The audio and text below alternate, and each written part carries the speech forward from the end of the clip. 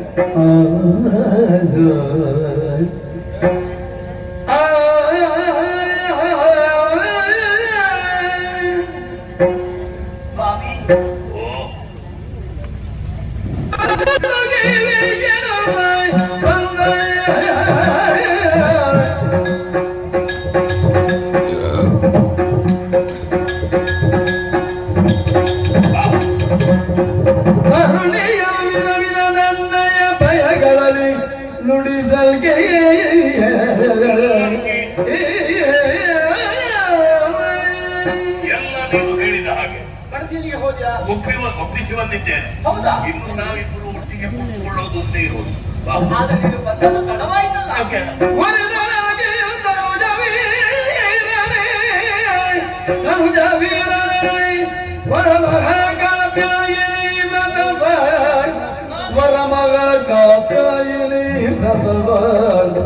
ಧರಿಸಿಗೆನು ಪೂಜೆಯ ಪೂರೈಸಿ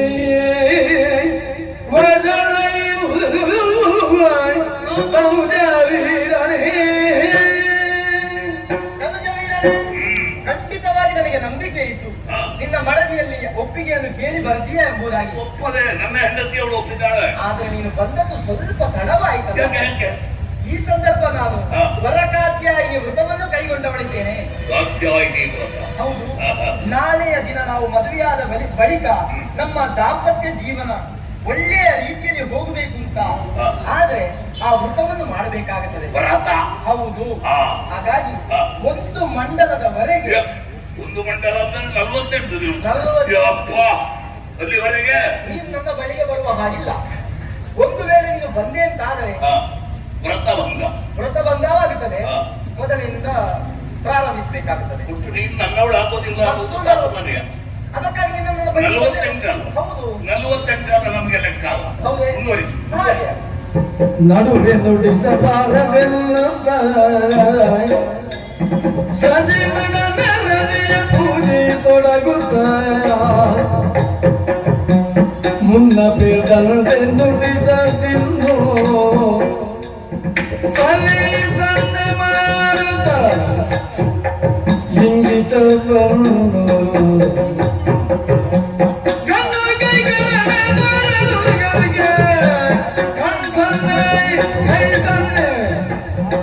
ಕಣ್ಣು ಕೈ ಕಲದ ಉಳ್ಳಗುಗಳಿಗೆ ಸಂಜೆ ಕಣ್ಣುದಿ ತನ್ಮಯಗಳಿಗೆ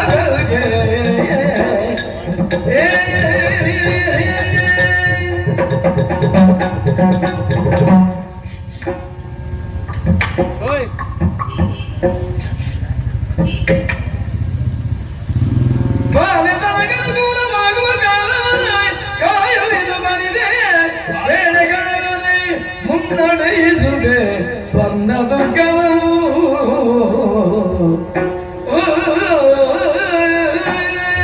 ಅತಿ ಅವಸರ ಆದರೆ ಅನಾಹುತವೇ ಆಗುವುದು.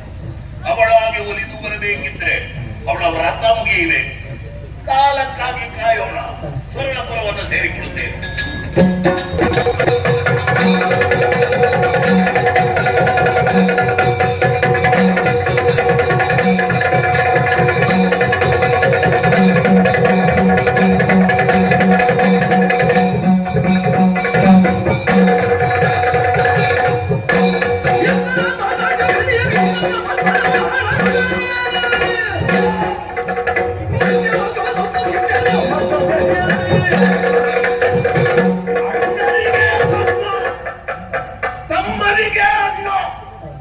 ತ್ರಿಪುರಾಸುರ ಮಧ್ಯಮ ಅಸುರಾಗಿಯೇ ಕಾಣಿಸಿಕೊಂಡವ.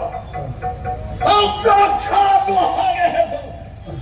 ಪ್ರಪಂಚವೇ ಬೆಳಗಾಗುವ ತರದಲ್ಲಿ ಗಗನಾಂಗಣದಲ್ಲಿ 3 ಪುರಗಳು. ರಜತಪುರದಲ್ಲಿ ಅಧಿಕಾರಿಯಾದರೂ ಸಹ ಲೋಕ 3ರಲ್ಲಿಯೂ ಪ್ರಭುತ್ವವನ್ನು ಸ್ಥಾಪಿಸುವ ಉದ್ದೇಶದಿಂದ ಅಣ್ಣ ಆರಾಕ್ಷ ಸ್ವರ್ಗದ ಕಡೆಗೆ ಹೋದ. ತಮ್ಮನಾದ ವಿದ್ಯುನ್ಮಾರ್ಯದವರ ಪಾತಾಳನೆಗಾಗಿ ನಾನು ಭೂಲೋಕದ ಕಡೆಗೆ ಇಳಿದಿದ್ದೇನೆ. ಸಂಚರಿಸುತ್ತಾ ಹೋದರೆ ಮಾಡಿದೆ ದಿಗ್ವಿಜಯ. ದೇಶ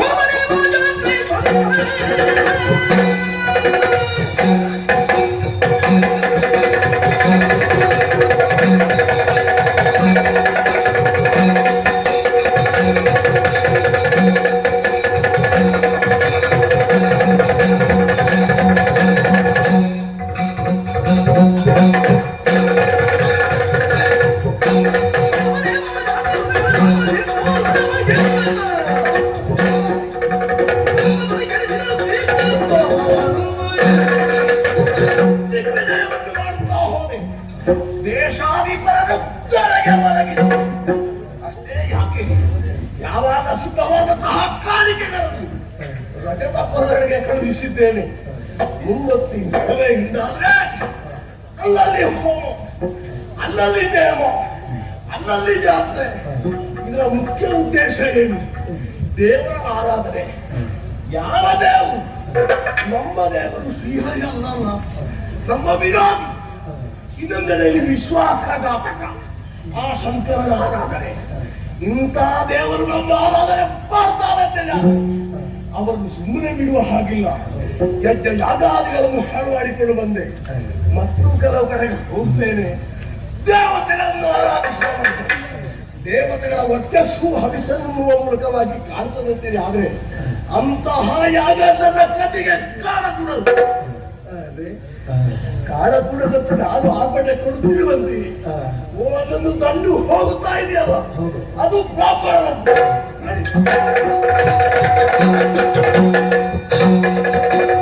ಅಲ್ಲಗಾಲದ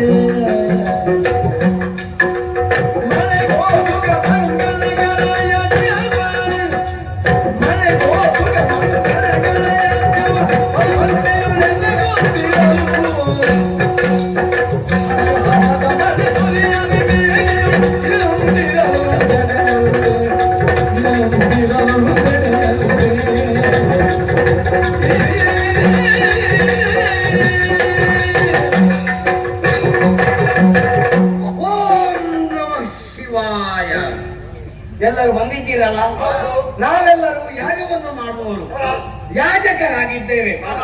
ಲೋಕ ಕಲ್ಯಾಣಾರ್ಥವಾಗಿ ಯಜ್ಞ ಯಾಗಾದಿಗಳನ್ನು ಮಾಡುವಂತಹ ಜೀವನವನ್ನು ಸಾಗಿಸುವವರು ನಾವು. ಊರವರು ಬಂದು ಕೇಳಿಕೊಂಡ್ರು ಲೋಕಕ್ಕೆ ಬರಗಾಲ ಬರ್ತದೆ, ಅದಕ್ಕಾಗಿ ಏನು ಮಾಡೋಣ ಎಂಬುದಾಗಿ ನಾವೇ ಸೂಚನೆಯನ್ನು ಕೊಟ್ಟವರು. ಬರಗಾಲ ನಿವಾರಣೆಗೆ ಬೇಕಾಗಿ ವರ್ಷಾಕರ್ಷಣ ಯಾಗ ಅಂದ್ರೆ ಮಳೆಯನ್ನು ಸುರಿಸುವುದು, ಅದಕ್ಕೆ ಬೇಕಾದಂತಹ ಸಕಲ ಸಲಕರಣೆಗಳನ್ನೆಲ್ಲ ತಂದಿದ್ದೀರಲ್ಲ, ಎಲ್ಲವನ್ನು ಯಜ್ಞ ಕುಂಡದ ಬಳಿಯಲ್ಲಿ ಇರಿಸಿ ಆ ಬಳಿಕ ಯಾಗವನ್ನು ಪ್ರಾರಂಭಿಸೋಣ ಅಂತ ಎಲ್ಲ ಹೇಳಿ ಮೊದಲಾಗಿ ನಾವು ಕುಳಿತುಕೊಳ್ಳುವಂತಹ ಸ್ಥಳವನ್ನು ಶುದ್ಧಿ ಮಾಡಬೇಕಾಗಿ ಮಾಡೋಣ. ಓಂ ನೆಲ ಶುದ್ಧಿ, ಜಲ ಶುದ್ಧಿ, ಬಾಣ ಶುದ್ಧಿ. ಎಲ್ಲರೂ ಯಜ್ಞ ಕುಂಡಕ್ಕೆ ಸುತ್ತಲೂ ಕುಳಿತುಕೊಳ್ಳಿ. ನಾವು ಯಾವ ಕಾರ್ಯವನ್ನು ಮಾಡುತ್ತಿದ್ರು ಮೊದಲಾಗಿ ವಿಘ್ನ ನಿವಾರಕನಾದ ಗಣಪತಿ ಸ್ತುತಿಯನ್ನು ಮಾಡಬೇಕು. ನಮ್ಮ ಕಾರ್ಯಕ್ಕೆ ವಿಘ್ನ ಉಂಟಾಗಬಾರದು. ಕೈ ಮುಗಿರಿ.